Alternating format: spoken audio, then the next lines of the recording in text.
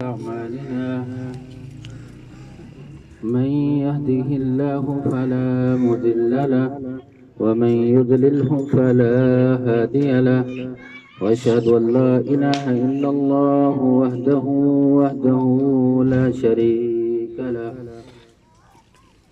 وأشهد أن محمدا عبده ورسوله أما بعد فإن خير الحديث كتاب الله وخير الهدي هدي محمد صلى الله عليه وسلم وشر الأمور محدثاتها وكل محدثة بدعة وكل بدعة ضلالة وكل ضلالة في النار يا أيها الذين آمنوا اتقوا الله حق تقاته ولا تموتن إلا وأنتم مسلمون يا أيها الناس اتقوا ربكم الذي خلقكم من نفس واحدة وخلق منها زوجها وبث منهما رجالا كثيرا ونساء واتقوا الله الذي تساءلون به والأرحام إن الله كان عليكم رقيبا يا أيها الذين آمنوا اتقوا الله وقولوا قولا سديدا يصلح لكم أعمالكم ويغفر لكم ذنوبكم ومن يطع الله ورسوله فقد فاز فوزا عظيما اللهم صل على محمد وعلى آل محمد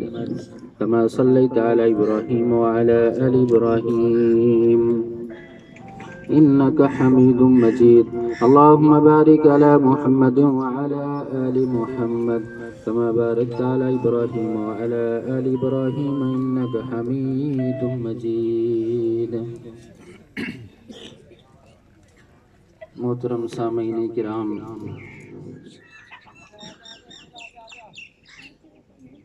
یہ محافل نکاح کی محفل یہ ایک ایسی محفل ہوتی ہے اور اسی طرح اکثر و بیشتر ایسی محافل کہ جن کے اندر لوگ جمع ہوتے ہیں تو نبی مکرم جناب محمد رسول اللہ صلی اللہ علیہ وسلم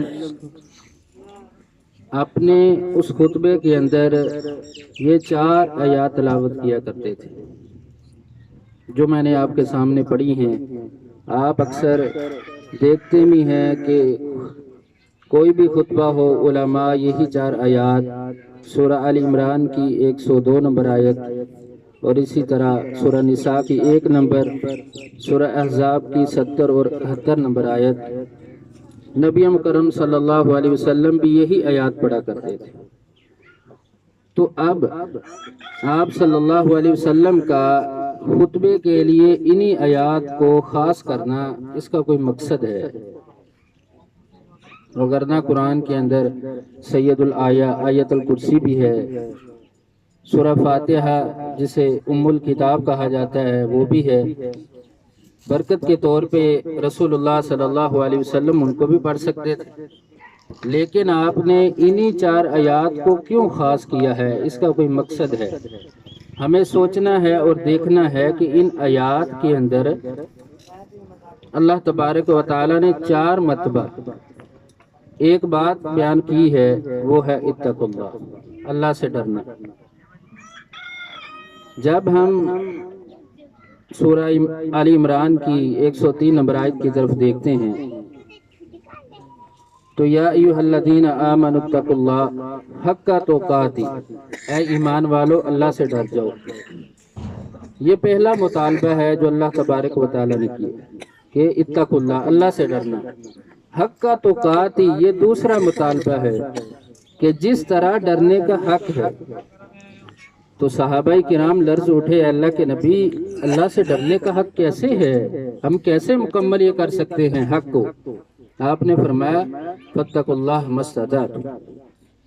اپنی قوت اپنی استطاعت کے مطابق اللہ سے ڈر جانا، خوف کھا جانا، یہی تقوی ہے، یہ تقوی کا حق ہے۔ اور اس چیز کا دوسرا حصہ اللہ نے اگلی آیت میں بیان فرمایا اگلے حصے کے اندر وَلَا تَمُوتُنَّ إِلَّا وَأَنْتُمْ مُسْلِمُونَ، تمہیں موت اس وقت آئے کہ تم مسلمان ہو، تمہارا مرنا ایمان پر ہو۔ تو یہاں پر اس آیت کے اندر اللہ تبارک و تعالی نے مکمل عملی زندگی کا تقاضا جو ہے اس کو بیان کر دیا کہ ایک مسلمان کے لیے اس کا کوئی معاملہ ہو، نیکی کا ہو، غمی کا ہو، تو دیکھنا یہ ہے کہ یہ مسلمان معاشرہ ہے، یہ اس کی محفل کیا اسلام کے مطابق ہے، اور اس کی غمی، اس کی خوشی اس موقع پر کیا اس نے اسلام کو ملحوظ رکھا ہے۔ اگر میں ایک باپ ہوں تو مجھے مسلمان بننا چاہیے، میں مسلمان بنوں، اگر بیٹا ہوں تو مسلمان بنوں، اگر میں بھائی ہوں تو مسلمان بنوں، اگر خامد ہوں تب بھی مسلمان بنوں۔ اسی طرح بیٹی ہے وہ مسلمان بنے، ماں ہے، بہن ہے، مسلمان بنے۔ یہ سارے تقاضے اللہ تبارک و تعالی نے اس آیت کے اندر واضح کر دی۔ وَلَا تَمُوتُنَّ إِلَّا وَأَنْتُمْ مُسْلِمُونَ، تمہاری موت تک تمہارا اسلام پہ رہنا یہ تمہارے لیے ضروری ہے، اس کے علاوہ کوئی بھی تمہارا راستہ نہیں ہونا چاہیے۔ اور دوسری آیت سورہ نساء کے اندر یا ایھا الناس اتقوا ربکم الذی، اللہ کا یونیورسل خطاب ہے تمام امت کے لیے، تمام لوگوں کے لیے۔ وہ کسی بھی خطے کے ساتھ، کسی مذہب کے ساتھ، کسی ریاست کے ساتھ، کسی وطن کے ساتھ، کسی بھی جگہ سے وہ تعلق رکھنے والے ہوں، سب کے لیے اتقوا ربکم الذی خلقکم من نفس واحدہ، کہ اللہ سے ڈرنا ہے جس نے تمہیں ایک جان کے ساتھ پیدا کیا ہے۔ وَخَلَقَ مِنْهَا زَوْجَهَا، پھر اس نے اس کی بیوی کو پیدا کیا۔ وَبَثَّ مِنْهُمَا رِجَالًا كَثِيرًا وَنِسَاءً، پھر اس نے مرد اور عورتیں اس زمین کے اندر بچھا دیے، پھیلا دیے کثرت کے ساتھ۔ دو چیزیں اس آیت کے اندر مشترک ہیں، ایک تو ہر ایک کا رب خالق اللہ تبارک و تعالیٰ کی ذات، ربکم تمہارا رب وہی ہے، اور دوسری چیز تمہارا ہر ایک کا اولین ماں باپ آدم حوا علیہ السلام ہے۔ یہ دو چیزیں مشترک ہیں جو اللہ تبارک و تعالیٰ نے بیان کی۔ تو اب یہاں پہ کوئی بھی ایسا معیار نہیں ہونا چاہیے،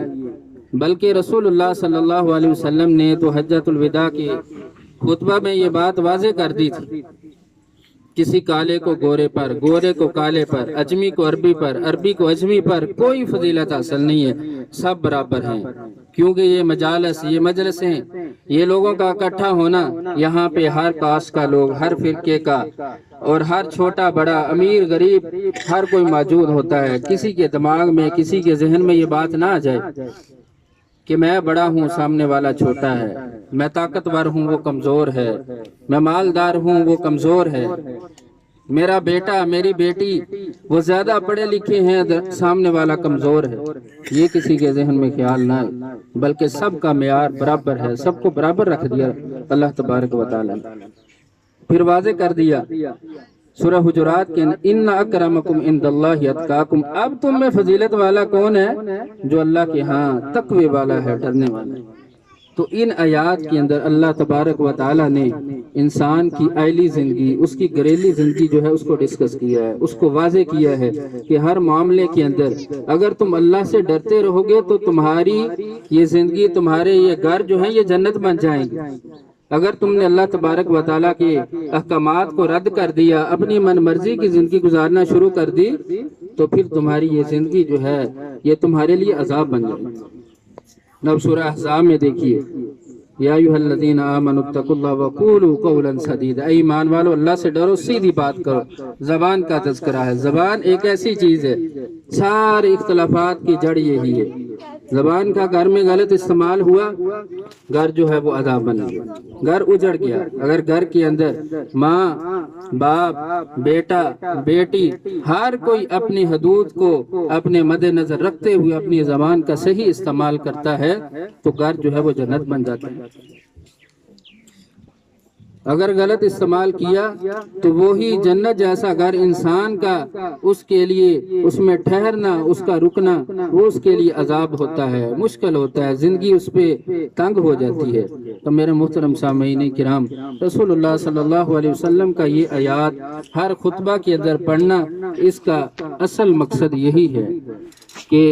تم اپنے گھروں کے اندر تقوی کو لاؤ، اپنے دلوں میں تقوی کو لاؤ، اللہ کا خوف پیدا کرو۔ تمہاری خوشی ہو، غمی ہو، مجلس کوئی بھی ہو،